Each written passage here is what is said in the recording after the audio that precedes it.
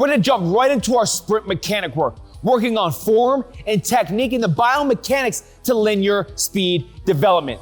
But we're gonna go 10 to 20 yards at length, but on the way back, we're gonna be doing some acceleration strides, working at about 15 to 20%, just working on some form and technique, but really opening up those hips and then getting back to our next drill. The first drill is our A skip. Notice how rhythmic and in sync the arms and the legs are, working together synergistically, developing proper foot strike and cadence. Next is our A doubles. Again, looking for rhythm, timing, and coordination. But most of all, we're looking for the ability to maintain correct posture and mechanics throughout the duration of the drill. Then we work on A switches, firing up those hip flexor muscles while staying strong and braced throughout the core and trunk region, developing great upright posture. Followed by alternating triple skips, or also known as thigh switch 1, 2, 3, working on body control and posture while making sure that each thigh switch is level with the hip between each knee drive. Followed by fast, dynamic high knees, looking for great upright posture with quick ground contact with every foot strike.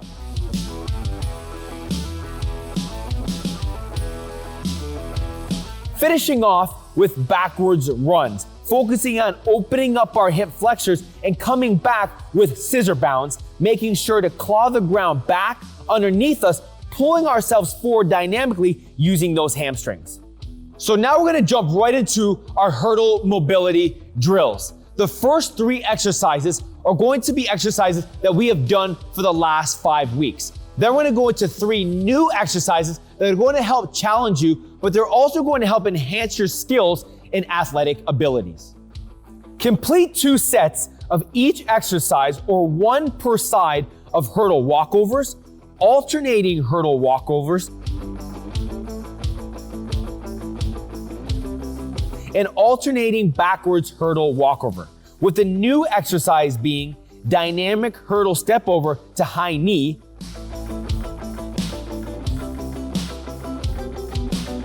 to dynamic A skip to external rotation, and a lateral hurdle A skip.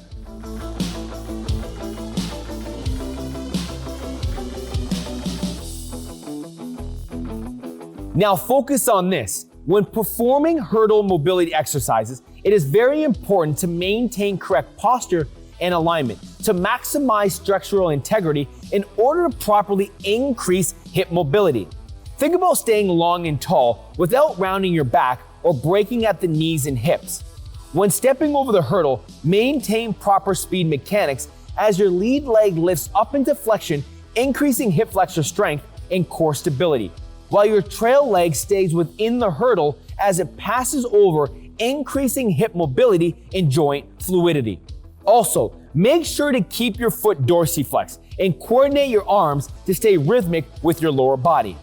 The first new drill, called a dynamic hurdle step over to high knee, works both hip mobility but also coordination and rhythm, which are all key attributes to being an elite athlete. The next drill is called a dynamic A skip to external rotation, which again works on coordination but also isolates one hip, focusing on fluidity and control. While the last drill is our lateral A skip, which changes things up with some lateral work, which helps develop the ability to change directions and push off the inside and outside edge of the foot. To finish, we did 2 sets of 1 plyometric jump exercise. This jump was a double hop to alternating height hurdles, which gives you the ability to gain momentum with each jump, allowing you to be more dynamic and explosive with each jump. All right, guys, let's get locked, let's get loaded, let's get focused. It's time to go to work. Let's go get our sprint work in today. So we got 2 sets of 10, 15, and 20-yard acceleration sled sprints with only 10 to 15% of your body weight. with 8 tuck jumps in between each set, but only once you're finished each set, which is 10, 15, and 20 yards, then rest for 5 minutes. So on today's sled sprints, you really want to be focusing on driving out of your stance with a lot of power and intent. Think about getting real long in the arms. That's going to bring full extension on that first knee drive. You want to drive that foot down and back underneath you and make sure you get that good projection and angle. That's going to allow you to really get out and maximize that full sprint. So in between each set, we're going to be doing our high knee tuck jumps. You want to have real fast, quick, dynamic ground contact on each and every jump, bringing those knees to our chest and getting as high as we possibly can. So once complete, then we're going to be doing 1 round without the sled. You're going to feel real light and very dynamic and explosive on each and every sprint.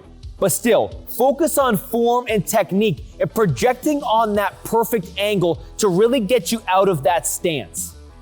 After you've taken your first 2 to 3 steps, really drive and pump and be very explosive with those arms to get where you need to go to get there quickly.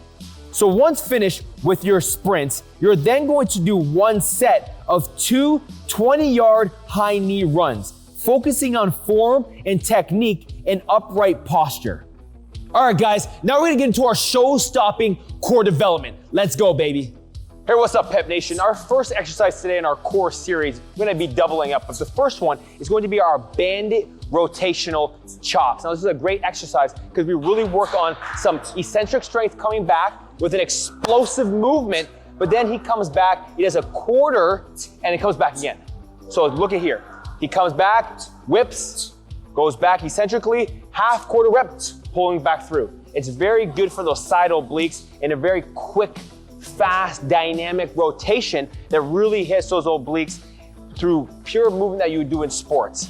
So Chad here is controlling on the way back, that slow eccentric, 2 to 3 seconds, with an explosive half rep to a full rep again. He's got 8 to 10 repetitions, good solid base, feet or shoulder width apart, slight knee bend, making sure that rib cage, the pelvis flat back, and he wants to be nice and fast, explosive, and reactive with every single twist.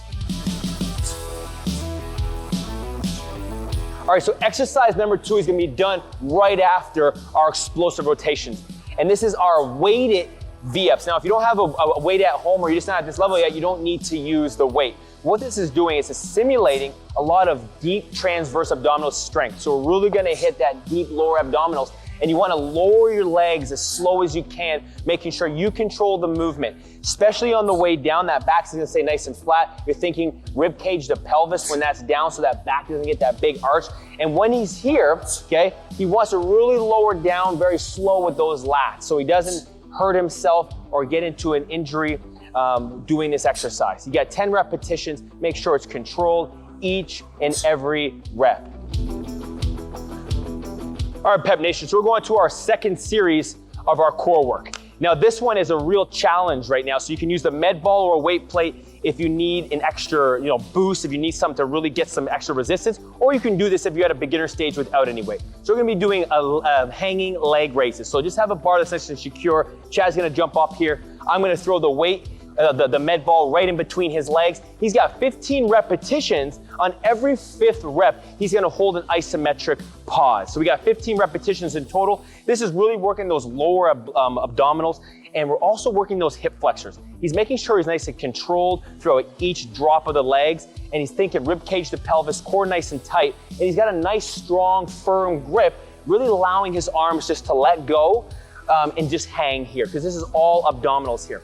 So when he comes up, we're in that isometric position. He can also drive his feet together. That's also gonna work his inner adductors. You're thinking about flat back, minimal swing throughout the movement, because this is all lower abdominals, and this is what we wanna do if we're really trying to get that core nice and strong.